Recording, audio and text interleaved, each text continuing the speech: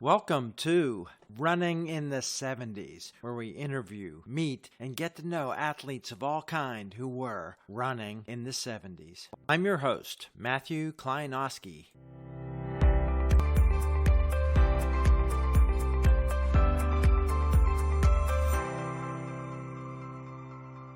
Today in the podcast, we are in my hometown with someone who's been running through the decades, been part of the running scene, not only as a runner, but as a journalist and an author. A good perspective will know the runners and know running and the history. Welcome today on the podcast, George Hancock. Hi, George. Hi, Matt. Really fascinated with your site here. Last couple of days, I've been listening to a lot of the runners, and it brings back a lot of memories. Now, to be honest, Kerry Green, I knew of him. I never met him personally. Now, we may have raced together. I'm almost positive he doesn't know who I am. Right now, I would probably have a rough time picking him out. But he said something in his first podcast that I found fascinating because it contradicted some local running history. And I just found that really fascinating. And it was the picture you posted, the run to Ligonier. I was Okay. always told that run started because Kerry Green was leaving the area, and that's the path he took. Now, he lived in Westmont, and he was going to Ligonier, I guess, to Route 30, and he was going to Ohio, and that was to commemorate him leaving. That might, on Hess story, but I wonder if that was a particular edition of it. it might have been later because I don't even remember what year he left the area, but That picture and the one we talked about, that was 1976 summer. And Kerry was still at IUP, and he Okay. would stay at IUP a couple more years. Then he moved to Ohio. It may have been one of the later editions was his last run to Ligonier as he was moving to Zanesville or something. That may have been it. Okay. That had started a couple years earlier. Okay, let's get your background and timing of this. Where did you go to high school, and were you a competitive athlete growing up? Yes, I am a Bishop McCort grad, graduated in 71. We actually just several years ago had our 50th anniversary, and that was a lot of fun. I was in the era 71, we had probably 350 graduates. Now think about that. 350 graduates. I grew up in the Oakland section of Stony Creek Township, right below Georstown. My school district would have been Johnstown. I graduated from St. Benedict's 8th grade, and you hate to say it, I was a football player, and the coaches from Bishop McCort, Johnstown, and Richland all come to talk to us. They did not use the word recruiting in those days, but they did come to talk to you. Now, the Richland coach knew if you lived in Stony Creek, depending on where you lived, you couldn't go to Richland. And I really did want to go to Richland. I asked him, is there a way? He said, no, there's no way. So it was a choice between Bishop McCort and Johnstown. I chose McCort because my class at Johnstown would have been over 1,000 students at that time. And it was a good school at that time, very good school at that time, but I didn't want to be lost in the crowd, so I went to McCort. And basically, I played football, and I was a runner. I was on the track team. But my butt was that something happened in my senior year. I did not play football my senior year, and I wasn't on the track team my senior year. Not that I got in any kind of trouble or anything like that, but before my senior year began, the main reason was because I came from a big family, and I was accepted at UPJ. So before I started my senior year, I was accepted. That package came with taking college level courses, okay, which were after school, after classes. And it was a fantastic opportunity. It didn't cost me or my family anything. So I did that. That's what I did. I was always a runner. I started road running for football at St. Benedict's, probably 65, because I graduated St. Benedict's 67. So I started running the roads in 65. Never saw anybody. People would come up to pull up alongside of me. And in those days, it wasn't scary and everything okay. Remember the Georgetown police asking a couple times, is everything okay? Yeah, you're out here by yourself running down the road. I mentioned that in the book I wrote. The police chief at the time was Chief Nicoletti. And he pulled up alongside of me one time, and I was on Walters Avenue running towards the Armory. And he said, You okay?" I told him what it was. I played football for, we said, "How far are you running?" I said, "I really don't know. I know what it is now, but at that time, I didn't know." I left my home in Oakland, and there was a tank sitting up there at the road at the Armory, and that was my turnaround point. I said, "I'm running to the tank." He said, "You got to be kidding me." He said, "Well, carry on." And I did that before every season and after the end of the season. I didn't really start road running until 1973. And the reason was I had the time. Every year, all the guys and some of the young ladies, we would try to get summer jobs at Bethlehem Steel, which involved going down, taking a massive test. At that time, and I didn't know this really well, but the summer program is how people got into Bethlehem to work too.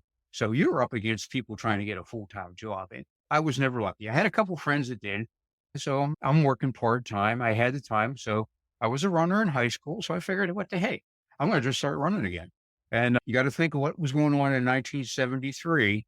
I did run from home a little bit, but I found out that the traffic was not the best, even if I was going up Walters Avenue and Bedford Street, and it was just too crowded. So what a lot of us did was we drove to the old Richland Middle School, parked there at the track. You had UPJ on across the street. We just start running from there. You were above the traffic. And I did that for decades until I actually started living in Richland. And that's pretty much how it started. I had the time. And by the end of the summer, that would have been the beginning of my junior year at UPJ, I was running a steady 6 miles every day. Felt Wow. great. I So was in that new territory. I didn't know what it was. What I didn't have anybody giving me coaching advice, so I was pretty much on my own. Okay. So this is really fun for me to hear because I know all those names. I went to St. Benedict's. And those are Catholic schools, both St. Benedict's and Bishop McCort had to pay a tuition. I have no idea what the numbers were. We didn't have very much money, but we did have enough money to go St. Benedict's, barely. And Bishop McCort, similar. I lived in Belmont, so I was in Johnstown School District. My older siblings went to Johnstown. Then in the middle of my 8th grade year at St. Benedict's, we moved a few blocks just on the other side of Belmont, and I moved into the Richland School District. So that all rings a bell. Let's talk about when you started to see other runners. 73, I started running it had been right after the term ended at UPJ. It was April and May, that time frame. The very first runner I ran into, and he did the same thing. He got out of his car, and I waved to him. I didn't know who he was at the time, but a week or so later, I found out Steve Molnar. We started talking, and I had mentioned that I was a student at UPJ, and he said, "You on the cross country team?" I said, "No." He said, "How much are you running?" I said, "I'm doing about 6 or 7 miles a day." He said, "That's pretty good." So he was the first one I ran into. Then I eventually met some of his other brothers, Dave and the younger brother, John. Don was a year older than me. Yeah. Actually, Dawn and John. Dave he was a little bit older than I am, but he was probably the first runner I see. Now, as we got closer to the start of the school year, that parking lot would fill up with Richland cross country runners. And by that time, Votech had a decent school, very good athletic program. So some of them were there too. And you had the runners from across the street at UPJ. So we would all talk among ourselves. And at that time, I'm almost positive there might have been one or two others. I think I was the only non-school runner out there. Fall of 1973. Were you doing that then, the fall of 73? Yes, I was still running, and that was my starting point. I was on the Richland High School cross-country team starting Well, in fall. we ran together a couple of times because I remember one time, I don't remember really. That's too long ago. That's great. I don't know if you'll remember this story, but talking to Steve, and even though there was no racing or anything going on my part, I was breaking the workouts down. I would run on the track. I asked the football coaches if that would bother their practice because I was running, they were practicing, and they said no. He said, "If you're here long enough and if somebody's misbehaving, we're going to have a run with you." But I would do that. I ran on the old Richmond cross country course, and I was running on the local roads. That's where I ran with you one time. I was doing mile repeats. If you could think of that loop around on Schoolhouse, back behind the high school, the old high school, and up Highfield Avenue, that was I called it a mile loop, but it was probably like Right. 1.3, 1.4. I was doing mile repeats, and you jumped in. And you said, "What are we doing today?" I guess you thought I was going to be running out Schoolhouse Road or Rotec Drive or something, but say, I'm just doing mile repeats. And you did. You stayed with me. I probably did about 5 or 6 mile repeats on those. Depending on where we were, we would slow the pace down, but then we'd pick it up pretty good. But you hung with me, Brilliant. which was good. That was my first. I ran junior high track in ninth grade in that spring, and that was the first time I'd been on a track. And yeah, so I was okay, and I thought of myself as a runner then. So you were a runner. That was just something you did all the time from earlier years, right?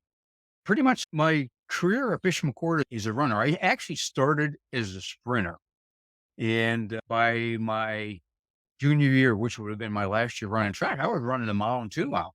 It was just because I was able to run. I was that newer generation that I didn't really specialize. I could run 100, I could run a 200.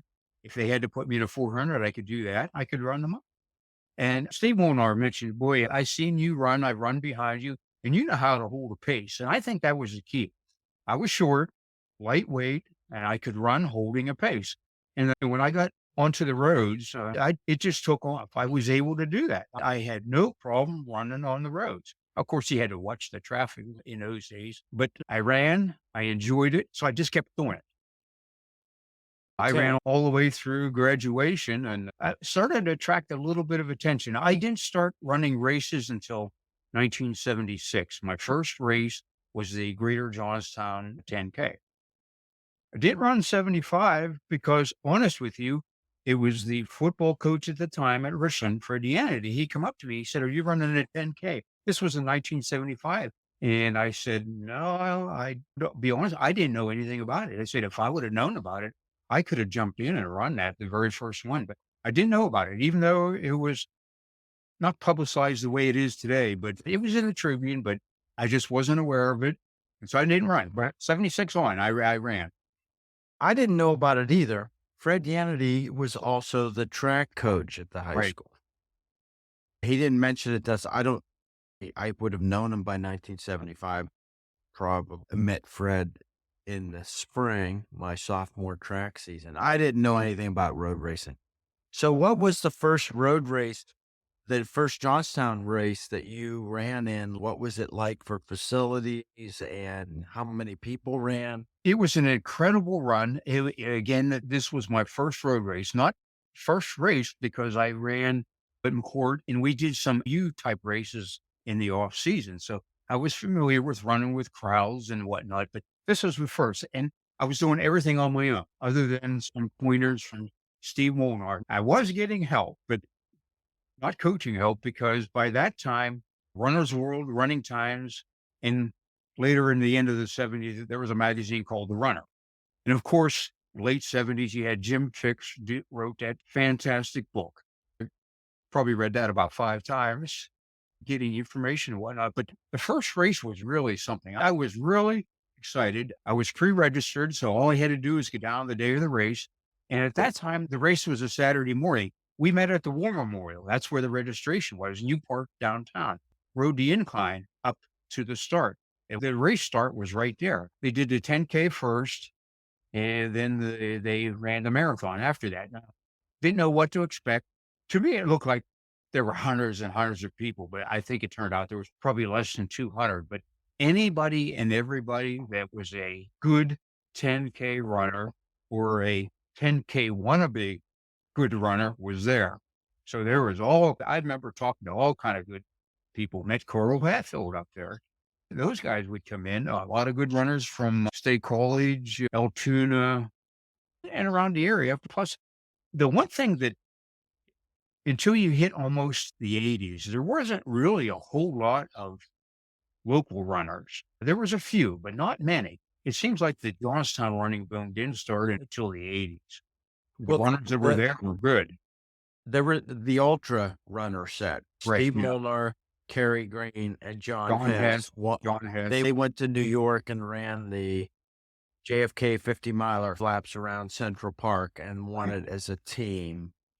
They talk about every 5 miles they'd come around, there'd be a table with defizzed. They'd just grab a bottle of Coke, defizz. What was the Johnstown Trail? Must have been an entry fee. Were there medals? Were there water stations? There were water stations. The Greater Johnstown YMCA sponsored the race, and they had a couple other sponsors, but I can't remember the gentleman's name who was affiliated with a Y. He had a athletic background, but he made sure that there were medical facilities. There were ambulances on the course. There were people. The traffic control was excellent. We had a great run through Westmont. To be honest, I don't think there was any kind of trophies at the end, and they didn't do age group awards at that time. So it was basically just the overall finishers. And I honestly don't remember what it was, but I want to think because of some of the other races in the 70s, they might have been ribbons. We are blue, red, and You white. think they had numbers? That's a good question. If they did, it was popsicle 6 with a number on it, just like the old days of cross country. I honestly don't remember that. I know we had a race number on, but I don't think they had the tearaway bibs at that time. I don't think that started until late 70s, the 80s. All right. So were you a good student in high school? Yes, I was a very good student. That's pretty much how I got that early enrollment to UPJ. I was good in most subjects with the exception of math and science, and I wasn't good in them because I didn't care about them. I was a social studies, humanities type person. What was your major at UPJ? UPJ, I majored in U.S. history. Did you encounter Steve Littleton? I did. I did run into Steve because in those days, in the 70s, if you were running, you stood out. And he actually approached me one time. We might have actually had some classes together. One of his teammates from Richmond was Jim Fella. He was like a dual major, so he was taking a lot of history courses. So we were in a lot of classes together. He may actually introduce me to Steve. I'm almost positive we were in a class or two. I can't remember. I know Jim Fallon was in a lot of my classes, and they would ask, where are you running and whatnot? And I would say a lot of times I'm 5 or 6 o'clock. I would be over at the Richmond Middle School in the parking lot, and I'd take off from there because it was safe. Because you have to think of what was going on 1973 into 1974, right up the road, the old Richland Drive-In. They took that down and they built this fantastic mall there. Well, that's great for the area, but if you're a road runner, man, did that put traffic in there where there wasn't people calling it. Right. Well, that was just incredible. The amount of traffic was through there. You know what? I stayed with it though, because as the mall got bigger and better, the roads got bigger and better, and they're actually put a berm there. I know it wasn't for me, but I ran on that berm through the traffic. That's great. In that era, 1975, 76, delivered newspapers. If something happened, I missed a school bus, I had to run from just the Johnstown, Belmont area. I'd run that 5 miles and run to school all through that traffic and kind of take the back roads, but that's great to think about. All right. How far afield did you go, and when did you venture out and do road races outside of Johnstown? How quickly did you find those? Well, I have my handy running book right here.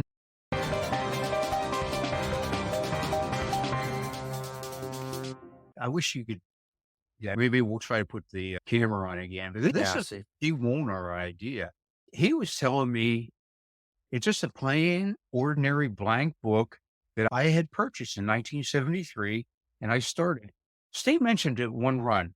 Are you tracking your miles on there? What do you mean tracking your miles? He said, what I do is he gets a big 12-month wall calendar that you could write notes on. So that's what I started doing. At the end of every day, after every run, I would write it down there. And at the end of the month, total. You get a blank book and you just put it in there. Basically what I did was I would save those calendar pages just to make sure that I was getting the right totals and whatnot. So by the end of 1973, didn't really have a whole lot of miles, 525 miles, And I can see here when I look at the book, it was actually in August of that year when he told me about that. I missed the first part of the year. From mid-August on, I have all that recorded and all the way to the present. I just started doing that to the present. Now, in 1992, when the running log books became real popular, I started using those. From 92 to the present, I still use those. But as I'm looking at this book, it seems like 76 was the first year, but 2 years later, 1978, local road racing took off. Seems like every local community, not your bigger ones, but your local communities like Portage, Dunlow, Beaverdale, and of course Johnstown, they all had either a 5 mile race or a 10K race. And I see here in 1978, I did travel to Butler. I ran their Butler 10K and went over to Altoona. I ran their 15K. I like the longer distances. I think it was 1977. I missed the first year, but Spring Cove, it was the old Spring Cove School District, which is Roaring Spring. They had a 5 mile run, and that thing probably ran for about 20, 25 years. They started in Martinsburg, and you ran to the Cross Cove Middle School. It was rolling terrain through the Martinsburg farm country, but you know what? They got some tremendous crowds. That was probably one of the first local races that got over 200 runners. And they did it like Boston. It was on Memorial Day, 12 o'clock noon. So if the weather was 80, 85, you ran. They had water on the course. And that was probably one of the first races I can remember that actually had trophies for awards. And I think they were one of the first races that started doing age group awards too. That's fantastic. It was a great run. But halfway through, I forget what the name of the hill was. There was a hill, and it was like running up Eisenhower. There was only one way to get up. You had to run. And there were some great times there. Let me ask you about the running scene again. When did you find a woman running or a woman in any of these races? Okay, that's a good question. It had to have been into the 80s. I do not remember even Richland. I don't know if they had a girls cross country team at that time. I know they had track, but girls cross country, oh boy. At a road race, boy, it had to have been into the 80s. And there were a couple good local runners. Oh boy. I would have to say, and by the 80s, I had started to run marathons. So it had to have been about that time. It was a good 10, 12 years after I had started road running before you see one or two female runners. And I'm almost positive the first couple female runners, and they were good, were from Blair County. I bet you had to be into the mid 80s. And then the first name that comes to mind was Leslie Sense McDowell, who became a good triathlete. She's in the Cambria County Hall of Fame. She would run a couple races. She was a good 10K runner, and she would routinely be the first female. There might have been maybe one or two others after that. It really a good female field. Boy, I bet you locally, now I could be wrong, but I'm thinking it was late 80s before a lot of Yeah, female. certainly in the mid 70s. I'm thinking about track and field. Richland, for example, had some great athletes. There was a woman called Sharon Hagridge. She went to the state track meet, won the javelin, and it established the record. It was the first time around 1974 or 75 that Pennsylvania allowed women to throw the javelin. That was a problem too. That was just a few years after that Boston fiasco in '67, where they didn't want any female runners on the course. It took into, or was it the '70s before female runners were accepted and allowed to run in a lot of events.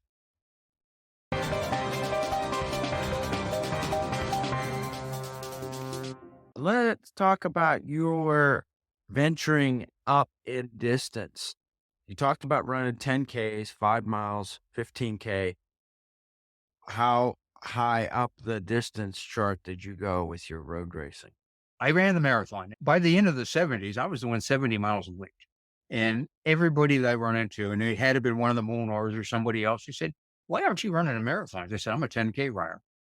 And I said, I don't really want to run a marathon. I don't feel like I have to do anything. My goal at that time was to run a really good, fast 10K.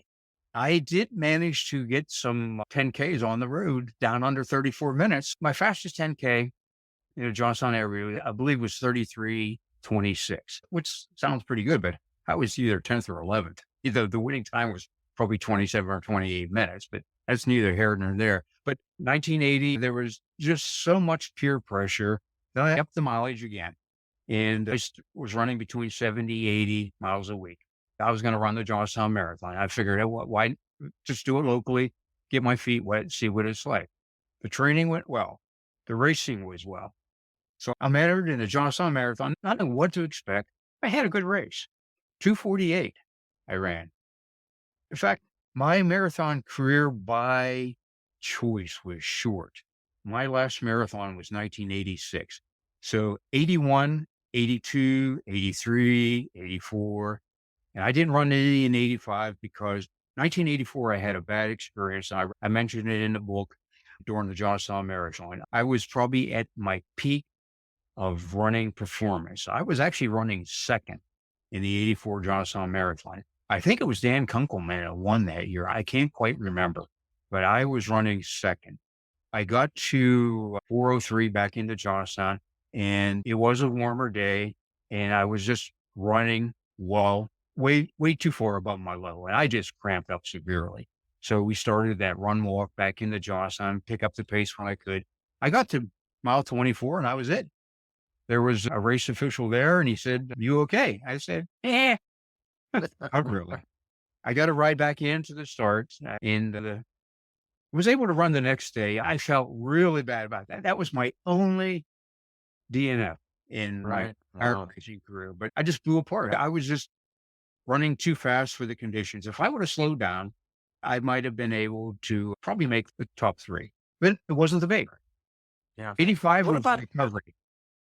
what about the world of sport, the world of athletics? Did you have a coach at all of any of this time, or are you getting more help from That Molnar and the other guys? that is an interesting story. We'll do this in audio. You're into the from the through the 70s into the all the way through the mid 80s. What about coaching and peer coaching? What were you doing with all that? Again, there wasn't a whole lot of peer coaching. Some of the Richland coaches, whether they be football or cross country, tried to give me some pointers and whatnot. Mr. Hambright, remember Mr. Hambright? Oh yeah, he was a 440 runner at Penn State. We Yeah. called him Chief. Yeah, he was a good coach, but road running was different. So I would politely listen and say, okay. The only really good advice, again, was coming from the Molnar brothers, other than your national things from the running publications and whatnot. Pretty much the start of my running career, I was on my own. What I was taught at Bishop McCort, and you hear from some other runners, you had to take it with a grain of salt because runners are different. And road racing, road running, completely different animal. What I did at McCort was completely different. In fact, I was in a race one time with one of my former football coaches, and he complimented me. He went from McCort to Central Cambria. He was teaching up there, and it just happened that he was running that race. It was one of the Johnstown 10K races in the fall. We got to talking, and he said, "I've been following you. You've been doing pretty good." And he said, "Do you think what we taught you at McCort helped you?" And just me pausing and hemming and hawing around, he said, "I knew you were going to say that." I said, Who was that? What was his name? "Ray Martiniska." He taught him McCort for a couple of years. He was actually my freshman football coach. He was there for a couple of years. I think before I had graduated, he got a better offer at Central Cambria, and he went up there. He was from the Martiniska family in northern Cambria. As far as I know, he's still with us. He was a good coach. He didn't do much in track, but he was a good coach, and he turned out to be a good person to talk to at some of the races. Let's go back to that beginning area while you were at McCort. They had some good football players there. Were you on the teams with some of those people who would go on to play in the NFL? Yes, my classmate, Jim Bradley. He went from McCort to Penn State. He did have a tryout with the Bengals. There was a knee injury, so he was out. But you see him now every Sunday on the sidelines because he's a Steeler orthopedic doctor. Even though he's my age, 70, he's still doing it because he loves it. Now, before my time, a lot of great McCourt players, Jack Ham, Pete Duranko, Steve Smear he played up in the Canadian leagues for a while. So there were quite a few. Those three names come to mind right away, but there were probably a few after that. Do you know the name Gary Rivniak? Yeah, I do remember him. Didn't he play for Chicago? Chicago Yeah, Bear? our backyard's touched. So he was a lot older than me, so I just remember him as this giant who would be across the hedge. Very nice guy. Yeah. Much earlier. You mentioned about the McCourt tie. I did some checking one time after I got involved in writing about races. To the best of my knowledge, I am the first McCourt graduate to complete the Boston Marathon. I ran Boston in 1984. There have been one or two others after that, but I'm almost positive I was the first one to do that. When I ran in 84, the crowds were starting to grow, but I think the field was still under 7,000. In fact, it might have been closer to 6,000 at that time. I ran it, had a great time, good finish, but I had no more desire to run it after that because of what happened, how it expanded and whatnot. If you wanted to run a good marathon, you can go somewhere else and get a better time. Fantastic experience, but of course, in 86, I ended my marathon career anyway.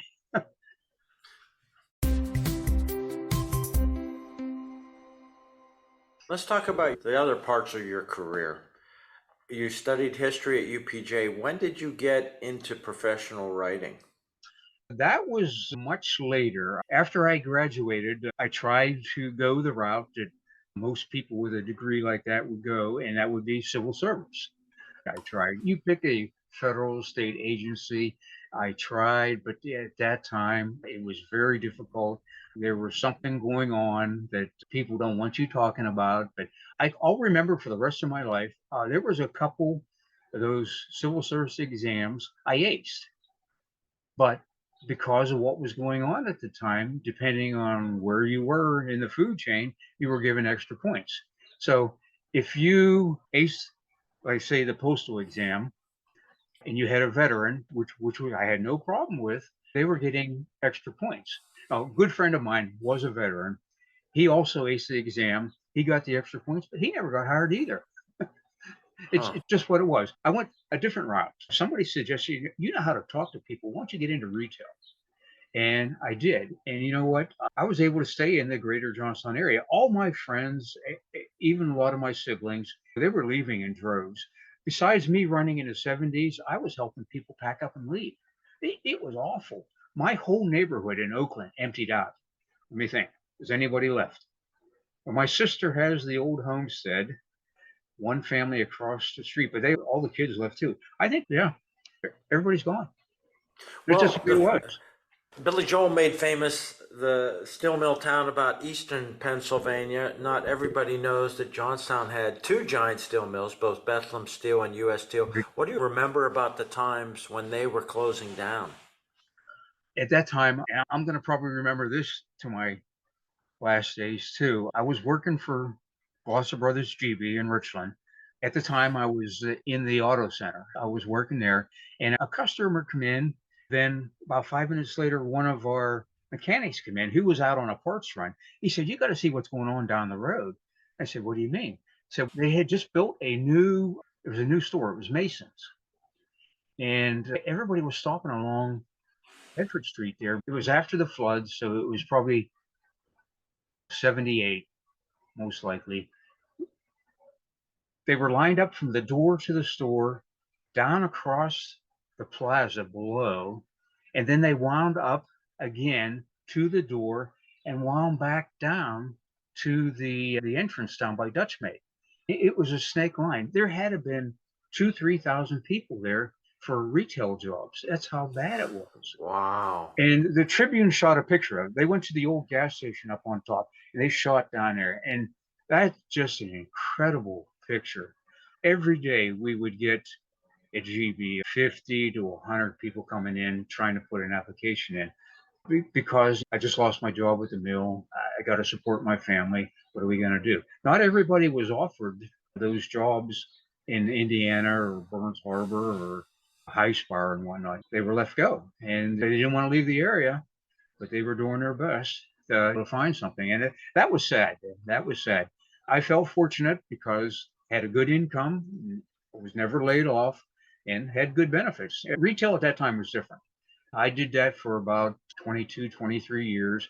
And then, unfortunately, GB went the route of what happened. They closed their doors because the family members got older and they had reached out to a partner who was based in Ohio, and they come in and basically dismantled the whole local chain. And I was out of work, but not long. You mentioned there were 360 some in your graduating class in Bishop McCort in 1970, 71. Do you know how much that shrank just a decade later? Boy, I bet you it was cut in half. During my time, too, you had mentioned before about something. When I attended St. Benedict's, and even when I attended McCord, the church was paying your tuition. The families were not. That actually happened after my time. Now, all my younger siblings, the year I graduated is in 1970, another school opened up, which was the Greater Johnstown Votech. All my siblings went to that school. I was the only McCord grad in the family. I think Brother Kevin might have went there one year because at that time the Votech school was only 10th through 12th grade. But oh yeah, the late 70s, the 80s into the 90s were terrible. Actually, they still are. People are just still leaving the area. There are some groups doing some good things for the area, but you're up against that huge deficit, and you're just never going to recover from that. People I grew up with left. They're not coming back because their kids are now entrenched in somewhere else. Sure. That hurt the running scene too, big time. Were you a running fan? Were you paying attention to the larger running world, to the local high school scene? I would look at it a little bit. Again, road racing was different. I would follow the cross country runners, and I would follow some of the milers and 2 milers. Boy, you hate to say this, but I noticed a trend in the late 80s into the 90s where schools had less students and the track cross country was competitive. And the workouts went from preseason to year round. And then track and field went from being involved in 1 or 2 events to 4 and 5, where the PIAA relaxed those rules. And I'm positive that's why you don't have as many local runners getting into road racing or other things because they're burnt out in high school.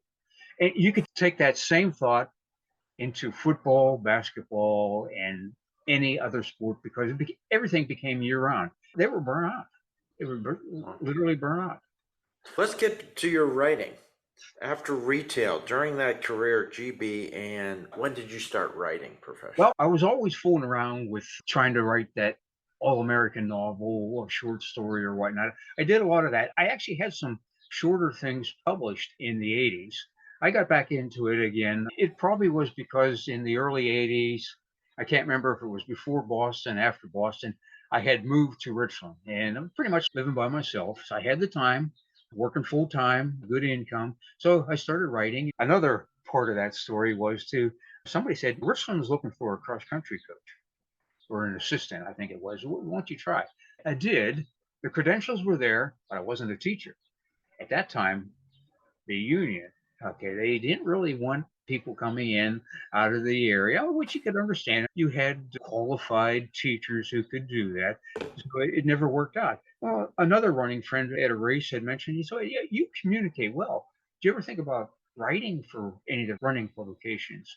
And I said, wow, that may be something to look into. So I did a little bit. That was before the internet. I found a monthly running newspaper called the Runner's Gazette, based out of Lewisburg, PA. And I said, we'll try. So I put a couple things together and sent them in. They liked them. It took off from there. By the end of 1986, I was writing for them pretty much full time.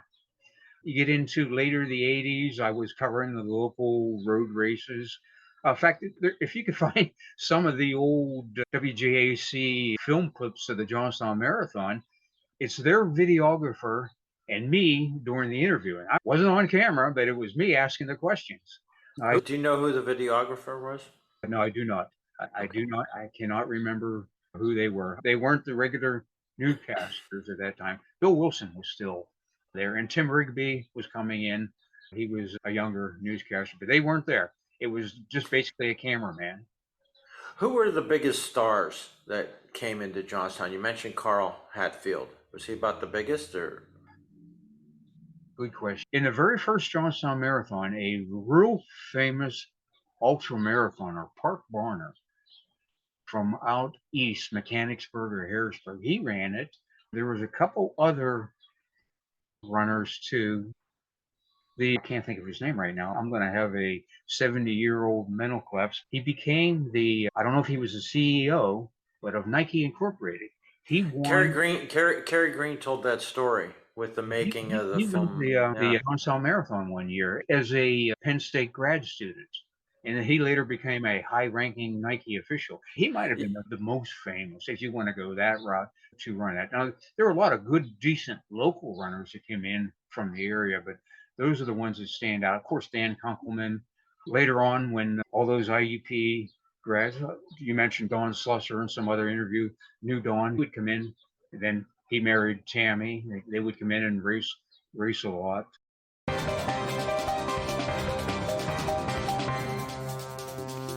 Let's talk about the genesis and story of you writing your running book.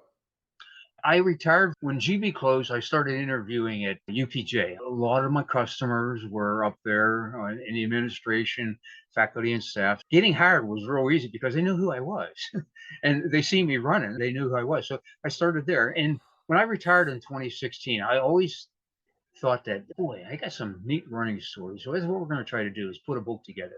My first year after retirement, 2017, I pretty much put it together. Besides writing for the Runner's Gazette, I was doing a column at that time for the Johnstown Tribune Democrat, and I was also doing the same thing for the Somerset paper, the Daily American. And I found out through just communicating with the editor, they had a book division. And I mentioned to him, hey, I'm putting a book together about my running exploits. And he said, let me know. We'll take a look at it and see what we can do. Most of 2017 was spent writing, editing, and whatnot. In 2018, I submitted it to them. They said, hey, we like this. Hey, we're going to publish this.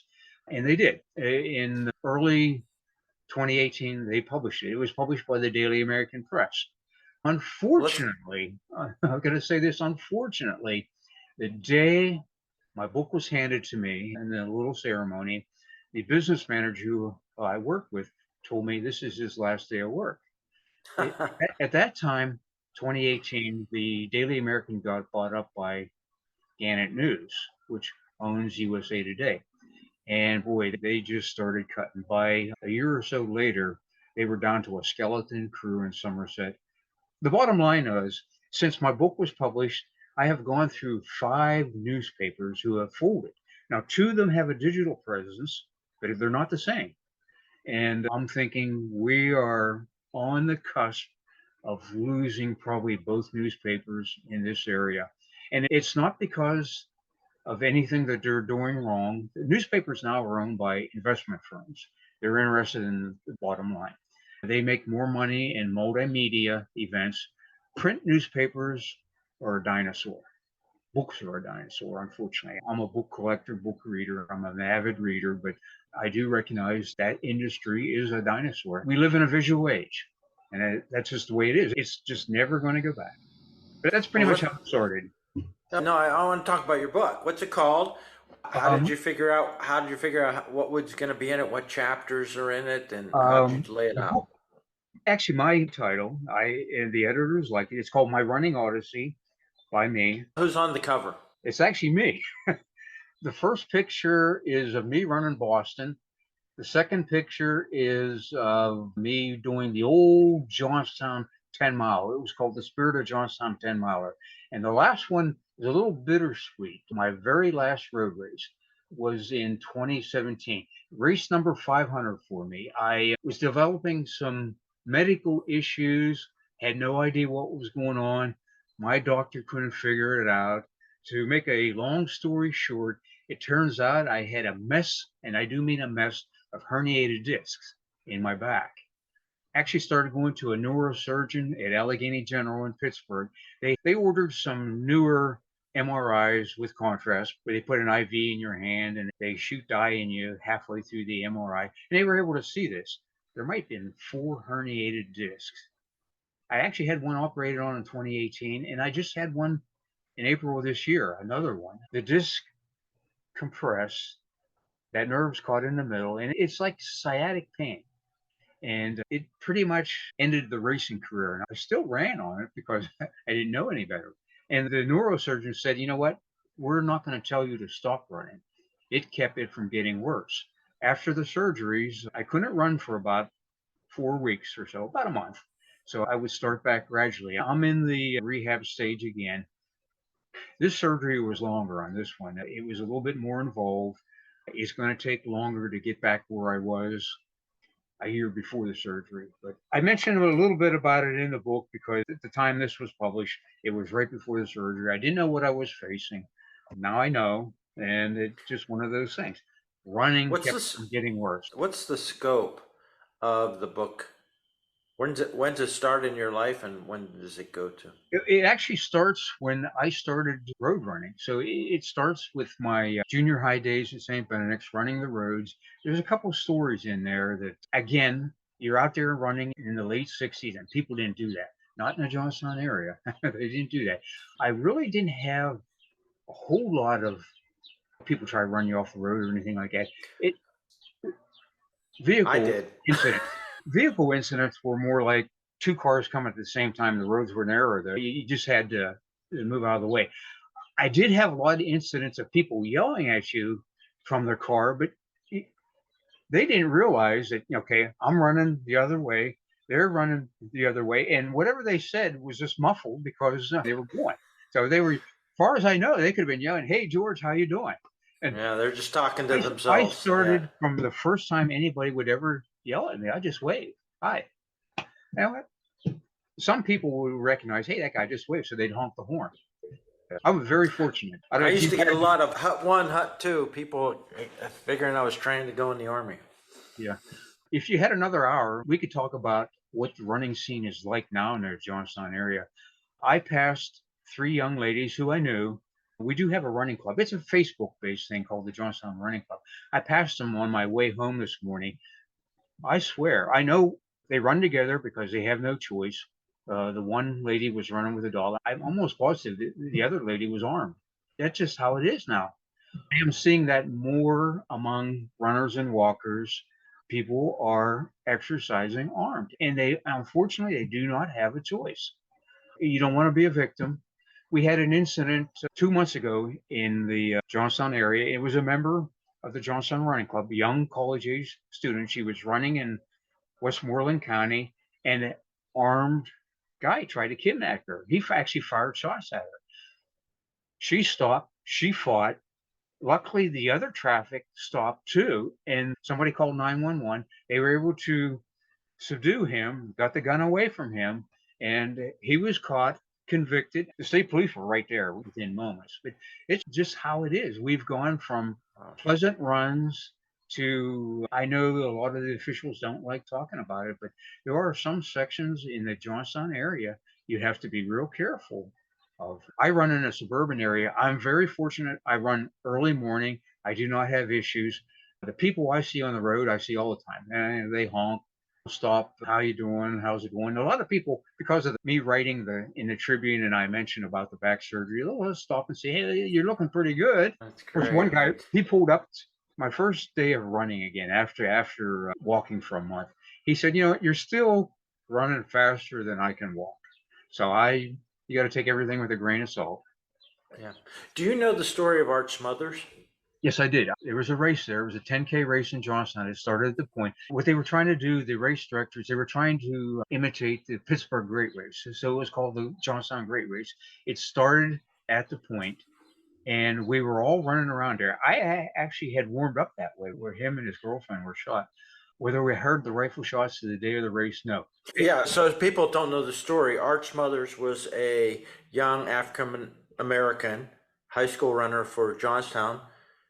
I remember the one conference cross-country race, I won it, Jim Lambert won it, and when we graduated, Art Smothers won it. He was a very good runner.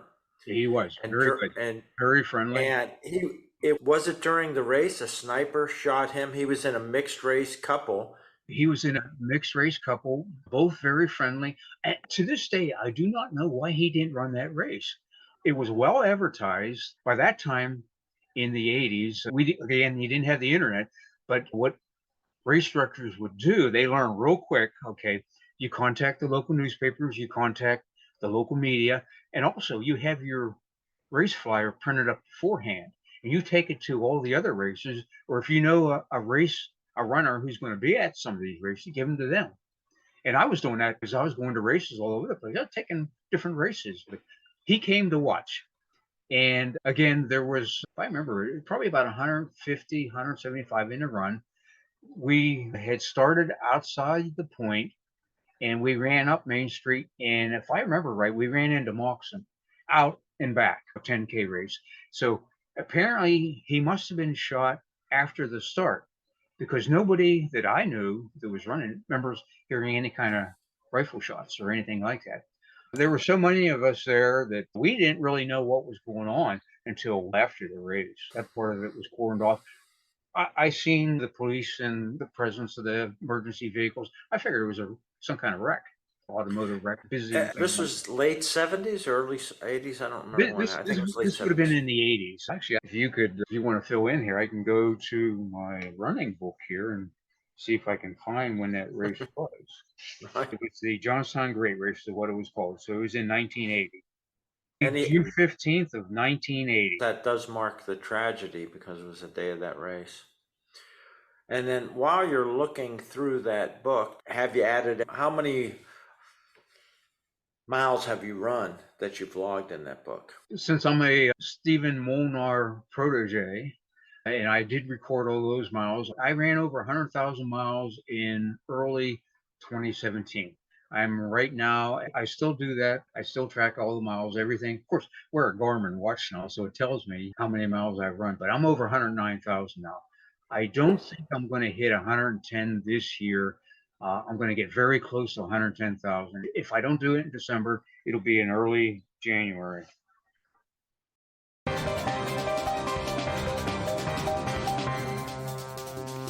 What about the change in sports, the change in road racing that's happened over this time from the late 70s up to now with the massive crowds, all the issues in sports? Is that something you deal with in your writing? The transgender issues, were you writing about or aware of the conversion to professionalism of the sport?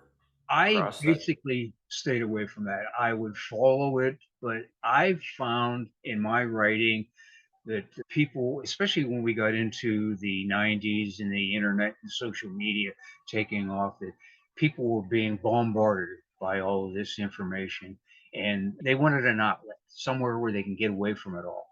And running still provides that, as does walking and hiking. So my writing is basically about what I see as I'm running.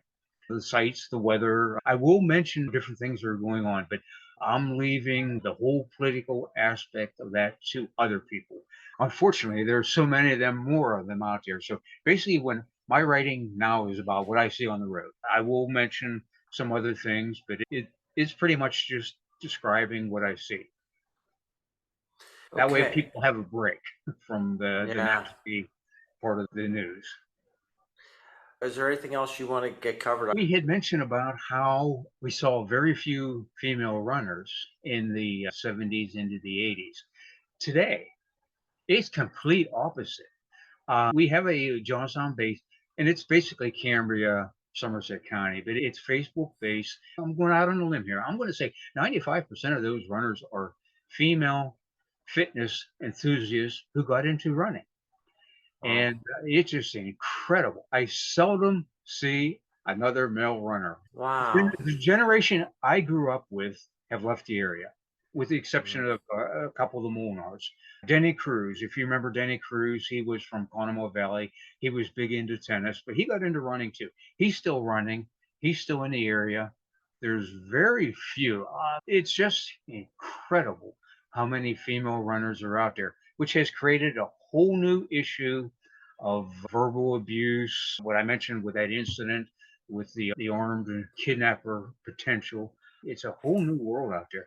And so many of these younger runners have skipped 10K running, skipped marathons, they got right into ultra running. They're out there running 50, 100-mile runs. I got to mention this right now. We have a young Conemaugh Township graduate. She's 18 years old. Her name is Kaylee Frederick. She was the first youngest runner to be accepted into the Badwater 135. She just ran and completed the Badwater Ultra Marathon, which is from Death Valley to the portal of Mount Whitney. Ran it in 40 hours. Incredible. Made running history. She represents that new generation. The lady, Ashley Paulson, I think her name is, she won Badwater outright, smashed her record. It seems like female runners are making some great strides today, which is great. We need more of that. I'd like to see a few more male runners out there. My generation, I know, I'll see them. We converse on Facebook and whatnot, but it's just part of that generation just left. They're gone. They're never going to come back again. They went where their kids are. So they're in Virginia, the Carolinas, or wherever. So I'm out there pretty much running by myself every morning with the people I wave as they're going to work. That's just how it is in the Johnstown area. Are you still a fan of the bigger world of road racing or athletic? I do follow it because, that was my life. I do follow it a lot. Some of the things I don't really care for, the politics of it, how the nonprofits got into it, and they made entry fees just incredibly expensive. They are doing a lot of good things with that money, but when you go from starting out as a road racer and paying $4 or $5 for an entry fee, and you get all kind of incredible things, now it's not impossible to run a local 5K and pay $50, $75, and you're lucky you get a bottle of water at the end. You're on a course, you have your time, and you're going to have all kind of Facebook publicity, but is it the same? Yeah, I know I talked to a race timer, Chuck McGarrett, a guy I know for a long time. He has a race timing company, and the cost of security and course enforced sometimes by the local authorities, what you have to pay there is just contributed to that a lot. Yeah. George, it's great to talk with you and reminisce. There's so much of my early history was in that area too. So the names and finding out, I apologize, I was a young, stupid kid. I don't remember the times we ran together, but it's amazing. And you have such a great thing over 50 years view. And it's good to hear that you're still running an amazing career. Well, I thought before the back surgeries that I would be able to race into my 70s. That's something I heard at the 50th high school reunion. Boy, are you sure you're in our class? Wow. It's that all those years of running. I mean, running does keep you from growing older. I mean, I do have some back issues, but I'm dealing with them. And I'm thinking once they fully heal, I'm going to be beyond that. I will not go back to racing again, just to be on the safe side. But I was running before the surgeries a good 30, 40 miles a week. I think I'm going to be able to do 30 miles a week without an issue. And to mimic the racing, some of them runs, if I'm feeling well, the weather's good and there's no ice on the road, if I want to take off at a 7-8 minute mile pace, I'm going to do my best to do it. That's the future goal. Good for you. I hope you enjoyed another episode of Running in the 70s. Voices, stories, and memories of athletes who were running in the 70s. Until next time, wherever you are, keep looking forward and don't forget to look back.